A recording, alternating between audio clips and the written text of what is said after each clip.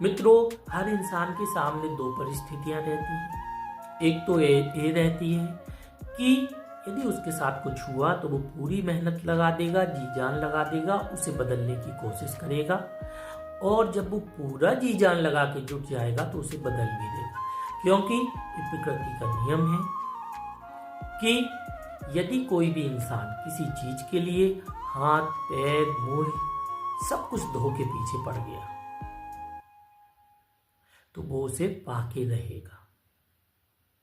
ठीक है, हाँ, लेकिन रूप बदलते हैं। आप ये मत सोचना कि उसी चीज को पालेगा। अब जैसे सिविल सर्विसेज है, उसके लिए कोई तैयारी कर रहा, उसकी एज हो गई 32, ठीक है, तो अब वो नहीं पा पाएगा। आप बोलेंगे कि वो तो हाथ पीछे मुंह सब धो के पीछे पड़ा था।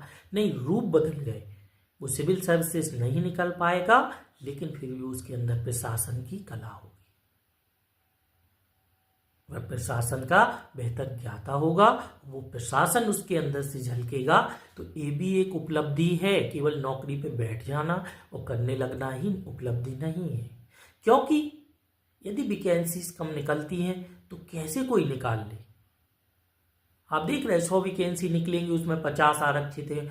और जैसे हम लोग जर्नल के हैं, मैं भी जर्नल का ब्राह्मण ही हूँ, तो हमें जो मिलती है वैकेंसी बहुत कम मिलती है। हालांकि उसमें दोष मेरा ही है कि मैं बेहतर नहीं कर पाया, मैं ये मानता हूँ।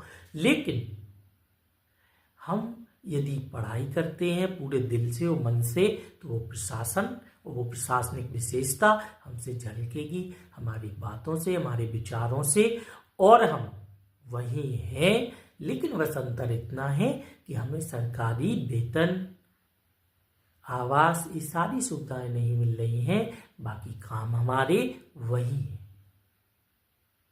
इसलिए कोई भी व्यक्ति, इंसान के सामने दो परिस्थितियां होती हैं। उन दो परिस्थिति में या तो वो उसको एक्सेप्ट कर ले या बदलने की पूरी कोशिश करे। इन दोनों में आपको एक चीज अपनाना है, तभी आप शांत बैठ पाएंगे, वरना आप शांत नहीं रहेंगे, आप हमेशा परेशान बने रहेंगे।